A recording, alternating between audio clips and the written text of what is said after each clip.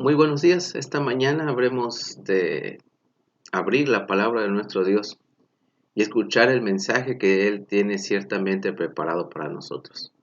Por ello quiero invitarlos a que inclinemos nuestros rostros y busquemos la dirección de Dios. Amoroso Padre Celestial, te damos gracias por la vida, gracias por la protección constante, gracias por tu cuidado amoroso. En esta mañana queremos implorarte que tu presencia esté aquí, que puedas dirigir nuestras mentes y corazones a entender y a vivir el mensaje de este día. Lo rogamos, oh Dios, en el dulce nombre de Jesús. Amén. Hermanos, definitivamente, de alguna manera u otra, inmersos en el problema o en la situación de esta pandemia que afecta a todo el mundo, aunque no va a ser el tema central de esta reflexión, vamos a tocar el punto en razón de que nos va a ayudar a lograr entender lo que más adelante habrá de ser, sí, el tema central de este mensaje. A lo largo de la historia de la humanidad se han enfrentado diferentes epidemias. Esta, tal vez, la que estamos viviendo, sea la más grave que esta generación ha vivido. Y debemos entender que a la hora de analizar debemos de ser objetivos, y específicamente yo quiero serlo en cuanto a algunas cifras y el impacto que esto puede causar o ha causado en la humanidad. Analizando las cifras de inicios de esta semana, lamentablemente han llegado a fallecer a causa de esta pandemia más de 350,000 personas. En una población estimada de 7,200 millones de habitantes, nos estaría dando una proporción de un fallecido por cada 20,000 habitantes. Una muerte o cientos de miles de muertes son lamentables. Nunca ha sido el plan de Dios que nosotros atravesemos las circunstancias del dolor que causa la pérdida de un ser querido, la pérdida de una vida. En un poco de tiempo habremos de seguirlo enfrentando, pero llegará el momento que Dios nos librará de esa situación. Pero les decía que esta no ha sido la única pandemia que ha enfrentado el mundo. Si nosotros analizamos en la historia, tal vez la más cercana que podemos encontrar fue la que se presentó entre 1918 a 1920. Se le conoció como la gripe española. La Organización Mundial de la Salud ha estimado algunas cifras que hoy quiero compartir con ustedes respecto a esta gripe española. En aquel tiempo había una población mundial de 1.800 millones de habitantes. Se estima que lograron infectarse un tercio de esa población, es decir, 600 millones. Y de esos, lamentablemente, un promedio de unos 30 millones de personas llegaron a fallecer. Si obtenemos la misma proporción con respecto a la pandemia actual, vamos a obtener que en la gripe española hubo un muerto por cada 600 habitantes. Una proporción descomunal en comparación con la de esta pandemia. No quiero decir con esto que esta pandemia que estamos enfrentando no sea grave, lo es. Y bajo ninguna circunstancia debiéramos bajar la guardia en cuanto a la protección y las medidas que nos han propuesto, nos han establecido las autoridades de gobierno, así como las autoridades sanitarias y de salud. Debemos de cuidarnos para el bien nuestro y también de los demás. Ninguna precaución está de más. Ahora bien, hablando de estas pandemias, especialmente la que ahora estamos viviendo, muchos hemos llegado a concluir o hemos escuchado que después de pasar esta crisis no volveremos a ser los mismos, que seremos diferentes. Y yo creo que así va a ser. Pero, ¿en qué va a consistir esa diferencia? Volviendo a lo de la gripe española, cuando ellos lograron salir de esa crisis, tuvieron una perspectiva diferente de su entorno social. A partir de ese momento empezaron a surgir los sistemas de salud público que antes no existían. Hubo un impacto en la productividad, ya que por lo menos en Estados Unidos, la gran mayoría de las personas que fallecieron fueron varones de entre 20 y 40 años, lo que permitió que se aperturara la mano de obra para las mujeres. Y entonces hubo un cambio en la manera en que las personas volvieron a su entorno social. Pero hablando en lo que respecta a los valores, hablando en lo que nos respecta a nosotros como hijos e hijas de Dios, hubo un cambio en la humanidad después de pasar esa crisis. Si nosotros analizamos el esquema de valores de aquel tiempo con el de nosotros, vamos a entender que hubo un claro declive en ello. Nuestros abuelos, las personas más grandes, nos podrán confirmar que el esquema de valores, aunque ya degradado, era mejor y más elevado que el que ahora tenemos.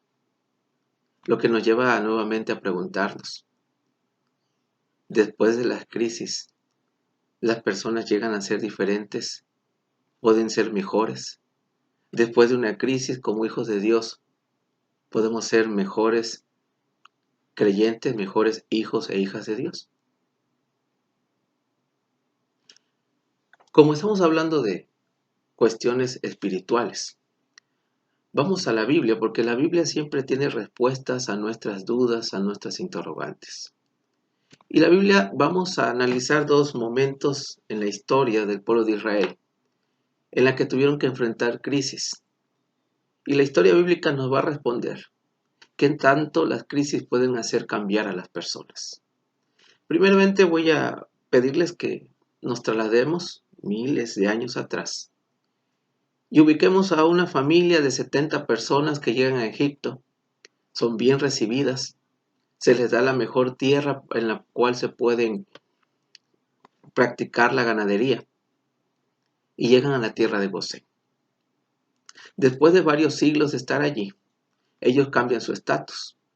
Se hizo un pueblo numeroso y entonces pasaron de ser visitantes distinguidos a ser esclavos.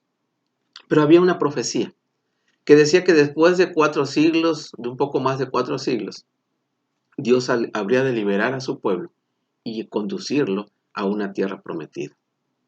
Al igual que hoy nosotros, esperamos el cumplimiento de una profecía donde Dios, muy pronto, habrá de liberarnos y conducirnos a una tierra prometida, a una Canaán celestial. Pero volviendo al tiempo allá en Egipto, resulta que cuando finalmente, después de que Moisés hace una negociación con Dios, y es una apreciación muy personal lo de la negociación, pero ya lo vamos a ver un poco más adelante, finalmente él accede a conducir bajo la dirección de Dios el movimiento para liberar a Israel de Egipto. Y entonces Israel vive de una manera directa estando allí en Egipto, cómo el poder de Dios se manifiesta a través de 10 plagas, 10 señales, que impactan definitivamente la vida de Egipto. Y aunque muchos ahora, de manera científica, tratan de explicar que esas plagas pueden presentarse en cualquier momento y no precisamente tienen que relacionarse con la mano de Dios, por lo menos hay dos características que hacen muy, muy especiales esas plagas o esas señales de parte de Dios. Número uno, todas las plagas que se presentaron en Egipto tenían la particularidad de que había un momento determinado para que llegaran y un momento determinado para irse. Porque cuando Moisés venía y le decía al faraón, Jehová dice que dejes ir a su pueblo para adorarle, y faraón decía que no, entonces caía una plaga en Egipto. Cuando el faraón veía el impacto de esa plaga en su pueblo, entonces pedía a Moisés que orara para que la plaga se fuera y él dejaría ir a Israel. Moisés oraba, la plaga se iba, aunque Faraón no cumplía su palabra. Lo que significa, hermanos, que ninguna plaga puede tener un momento exacto para llegar y un momento exacto para irse. Solamente la mano de Dios puede hacer eso. La segunda peculiaridad de estas plagas es que respetaban un territorio específico. La Biblia por lo menos nos dice que en 3 de esas plagas, de manera directa, Dios hizo una diferencia en lo que sucedía en el resto de Egipto y lo que pasaba en la tierra de Gosén, donde vivían los israelitas. Ninguna plaga, a la fecha, respeta un territorio de manera específica. Por esa razón, esas 2 características hacen de las plagas una especial señal de que era la mano de Dios la que estaba en ello. Y el pueblo de Israel así lo notó. Y entonces después de esas 10 plagas, de esas 10 señales, finalmente el pueblo de Israel salió. Y una cosa interesante, aunque era parte de la profecía, ellos dejaban a una nación totalmente destruida. Sin embargo, ellos salieron con riquezas de Egipto, porque Dios prometió que había de sacarlos con brazo extendido, con mano poderosa. Cuando salieron de Egipto y cuando estaban a punto de atravesar el Mar Rojo, ellos vivieron su primera crisis, por decirlo así. Al frente estaba un Mar Rojo que no sabían cómo atravesar, a un lado las murallas de las montañas y atrás un ejército que decidió perseguirlos. Fue un momento de crisis grande para el pueblo. Pero finalmente Dios mostró su poder, los liberó, atravesaron el Mar Rojo, ese ejército jamás volvieron a verlo. Pero ¿qué sucedió con el pueblo después de vivir esa crisis? La Biblia nos dice que por falta de fe, ese pueblo vagó 40 años en el desierto. Y al morir Moisés, al morir los ancianos y Josué, ellos olvidaron el pacto que tenían con Dios. Ellos olvidaron cómo Dios los había conducido y los había traído a la tierra que les había dicho. De tal manera que en el libro de Jueces encontramos que la gente llegó a hacer lo que creía que era lo mejor para ellos. Cada quien hacía lo que parecía que le era bien. Entonces, la pregunta, ¿las crisis pueden hacer mejores hijos e hijas de Dios? Esta historia bíblica nos dice que no fue así. Pero les dije que íbamos a ver 2 momentos en la historia. Ahora vamos más adelante, más cerca en nuestros tiempos. Bueno, por decirlo de alguna manera, pero son 2000 años. Y vamos a la tierra de Galilea. Dios en su infinita misericordia persigue los planes para alcanzar nuestra liberación. Puede que en algún momento el plan de Dios se vea afectado, pero nunca perderá su objetivo. Dios quiere salvarnos y lo hará, si nosotros así lo permitimos. Entonces, estando en tierra de Galilea, cumpliendo parte de la profecía, Dios se hace hombre y empieza un ministerio en situaciones bastante adversas. En ese tiempo, nuevamente, Israel estaba siendo esclavo. Ahora ya no de Egipto, ahora era de Roma. Pero había circunstancias muy difíciles. Se vivía en una completa pobreza, había una situación de higiene pésima. El espíritu de profecía dice que había una gran manifestación del mal porque se propagaron muchas posesiones demoníacas y las condiciones eran muy malas. Pero en esas condiciones es que Dios, haciéndose hombre, inició su ministerio. Y un pueblo que vivía en tinieblas empezó a ver que los cojos y los inválidos caminaban, que los ciegos veían, que los sordos escuchaban, que los mudos hablaban, incluso que los muertos resucitaban. Y aquellos que sentían gran pesar por sus pecados y culpa encontraban alivio y perdón. Eso hizo que Jesús tuviera una gran cantidad de seguidores.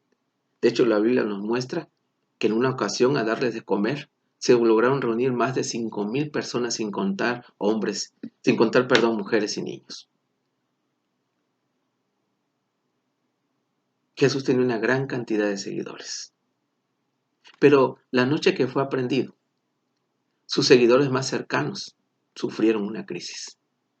Dios intentó prepararlos para ello, pero ellos no entendieron y cuando llegó el momento de la crisis ellos no estuvieron preparados. Y después de esa crisis, ¿qué sucedió? Todos sus seguidores, sus discípulos se dispersaron. Solamente Dios, 2 desde lejos le siguieron.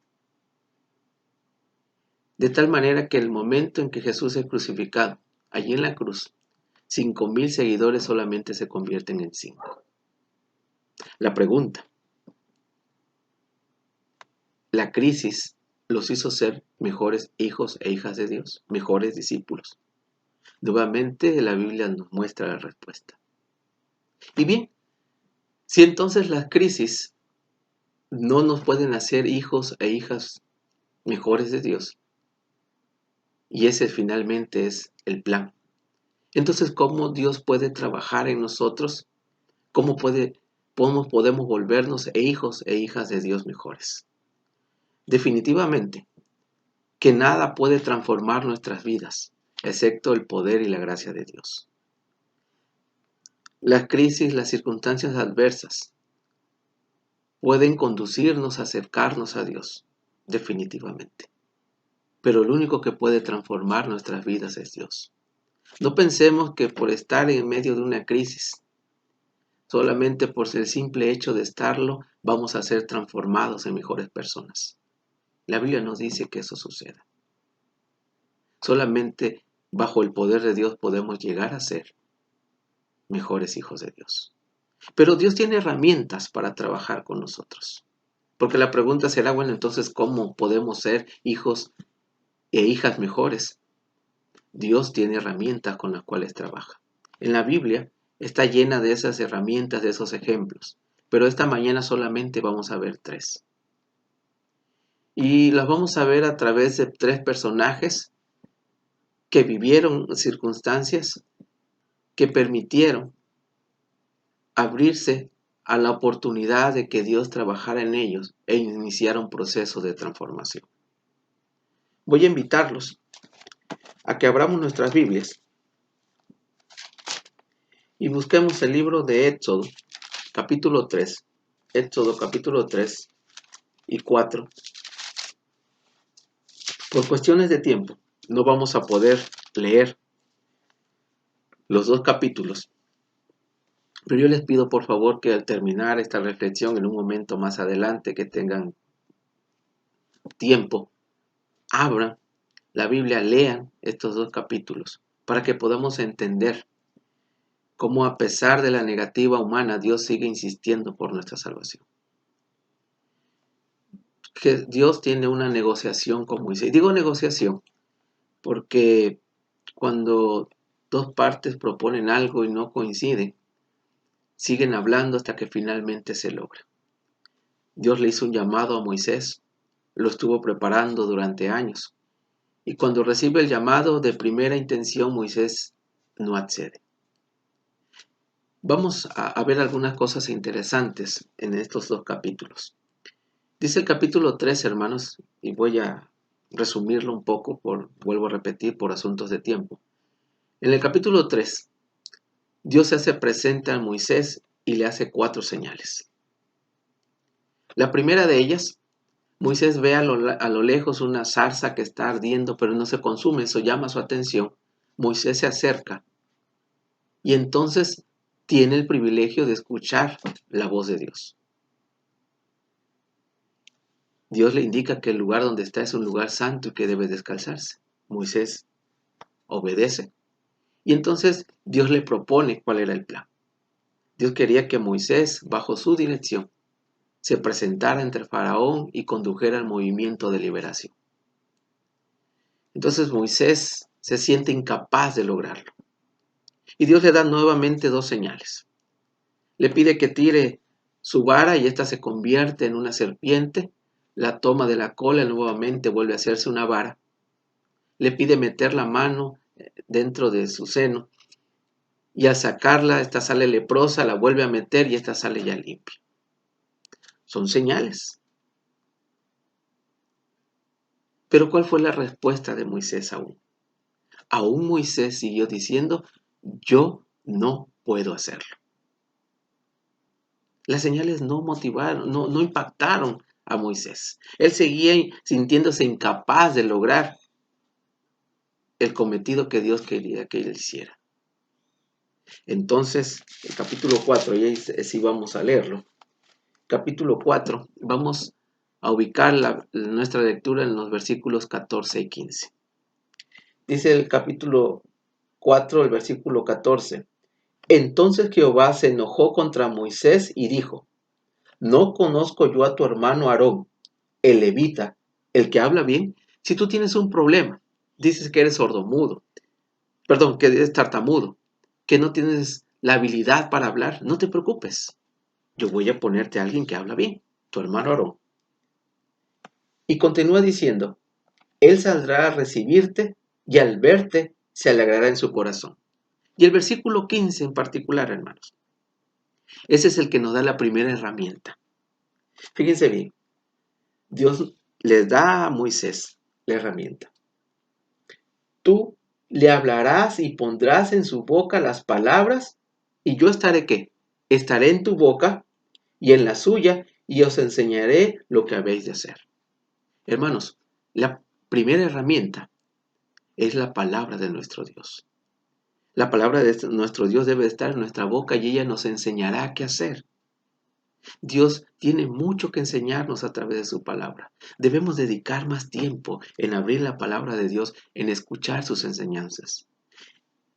Esa herramienta, más que las señales que habían recibido, fue lo que orilló a Moisés a entender que mientras la palabra de Dios estuviera en su boca y recibiera enseñanza de qué hacer, él podría lograr ese cometido. La primera herramienta con la cual Dios quiere trabajar con nosotros para transformarnos es su palabra. No debiéramos de dejar ni siquiera un día de abrir la palabra, de orar para que al abrirla recibamos la enseñanza y esa palabra esté constantemente en nuestra boca, de tal manera que sepamos cómo dirigirnos y la palabra de Dios nos enseñe qué hacer. La segunda herramienta la vamos a encontrar también en el libro del Éxodo, pero esta vez lo vamos a encontrar con otro personaje. Tal vez este personaje no es tan conocido, no es tan notable como Moisés, aunque fue un gran líder. Este personaje fue contemporáneo de Moisés. Fue un hombre que estuvo constantemente al lado de Moisés y logró ver muchas cosas que Moisés también pudo observar. Este personaje es obviamente Josué. Y Josué tuvo una característica, una virtud que la Biblia solamente nos los va a mostrar en este versículo. Pero eso definió el liderazgo y la dependencia de Josué en todo el plan en el cual él participó. Éxodo capítulo 33 y el versículo 11. Dice, Jehová hablaba con Moisés cara a cara. Qué gran privilegio el de Moisés. Como habla cualquiera con su compañero. Luego Moisés volvía al campamento. Pero el joven Josué, hijo de Nun, su servidor, ¿qué hacía, hermanos? Nunca se apartaba de en medio del tabernáculo. Eso no significa que tú y yo vamos a agarrar una tienda de campaña y vamos a ir a dormir y a vivir al lado del templo. Debemos recordar que el tabernáculo era el lugar donde se hacía presente la gloria de Dios. En otras palabras, estar en el tabernáculo significaba mantenerse cerca de la presencia de Dios. Es decir, estar en comunión con Dios. Y esa era la virtud más notable de Josué. Josué mantenía una comunión, una relación constante con Dios. Cualquier cosa que él hacía, sentía la cercanía de la presencia de Dios en su vida. ¿Cómo están nuestros tiempos de comunión con Dios? ¿Qué tanto tiempo dedicamos a mantener una relación cercana con Dios? La segunda herramienta por la cual Dios trabaja para transformarnos es mantenernos cerca de Él, depender cada día más de Él. Debemos de abrir nuestras mentes y corazones a entender que la presencia de Dios es necesaria e importante en cada momento de nuestras vidas. Necesitamos mejorar nuestra comunión con Dios. Esa es la segunda herramienta con la cual Dios trabaja para transformarnos. La tercera herramienta vamos a encontrarla también en otro personaje del Antiguo Testamento, pero ahora vamos al libro de Génesis. Génesis nos va a presentar la historia de varios personajes, pero esta mañana vamos a ver el de uno en particular. De manera muy personal, una de las historias de personajes bíblicos del Antiguo Testamento que más me agrada leer es la historia de José. Por alguna razón que yo desconozco, la Biblia, en por lo menos 12 capítulos del Génesis, nos habla de la vida de José. Y no nos muestra, como en otros personajes, algún detalle en el cual haya José menoscabado su autoridad, su solvencia moral.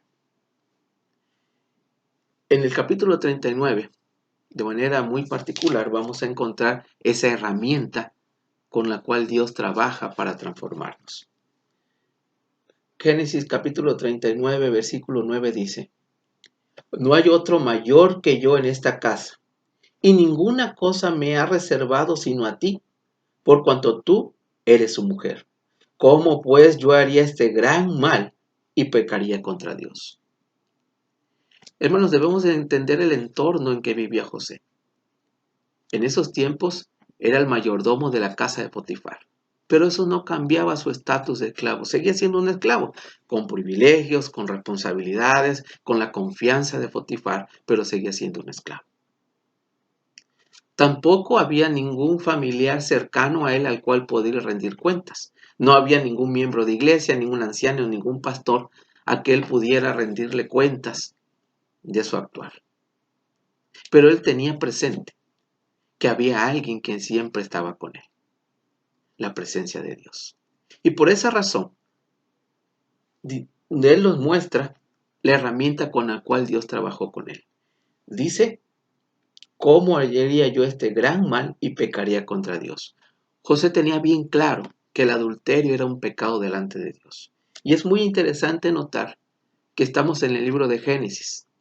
Aún Éxodo 20 está más adelante, porque algunos piensan erróneamente que Éxodo 20 es la propuesta de Dios donde presenta los 10 mandamientos para el pueblo de Israel, y a partir de allí fueron los elementos, la obediencia que debería de observar el pueblo de Israel. Pero hermanos, eso no es así. José nos muestra que ya existía el conocimiento de esos mandamientos. Porque los mandamientos de Dios, debemos recordar, no es una lista de prohibiciones. Los mandamientos de Dios son la manifestación del carácter de Dios. Por lo tanto, dado que Dios es eterno, también su carácter y sus mandamientos lo son. Desde la creación, el hombre conoció cuál era el carácter de Dios. Así que José tenía presente que el adulterio era algo que ofendía a Dios y lastimaba a sus semejantes. Entonces la herramienta con la cual Dios trabaja es la fidelidad a los principios bíblicos. Mantengamos nuestra fidelidad a los principios bíblicos, porque a través de ello también Dios estará trabajando en hacernos hombres y mujeres mejores hijos de Dios. Con estas tres herramientas que vamos a recordar, la primera es la palabra de Dios, que esté en nuestra boca y nos enseñe qué hacer. La segunda, una comunión, una relación íntima con Dios. Y la tercera, la fidelidad a los principios bíblicos. Son los medios en que Dios trabaja en nuestra transformación. No son los únicos. La Biblia está plagada de ellos. Pero solamente hoy estamos viendo esos tres. Hermanos, las crisis pueden conducirnos ciertamente a Dios. Las crisis pueden causarnos miedo. Y el miedo puede llevarnos a realizar algunas cosas o incluso paralizarnos. En estos momentos recuerdo que cuando llegué a la iglesia alguien muy atinadamente me hizo un regalo. Tal vez en cuestiones de valor no era muy significativo, pero en lo que he recibido bendiciones a través de ello, eso no tiene manera de calcularse. Me regalaron un matinal incompleto, le faltaban algunas hojas, su pasta ya cayéndose. Y yo empecé a leer ese matinal, era el primer matinal que llegaba a mis manos. Aunque viejito, deshojado, para mí fue una joya.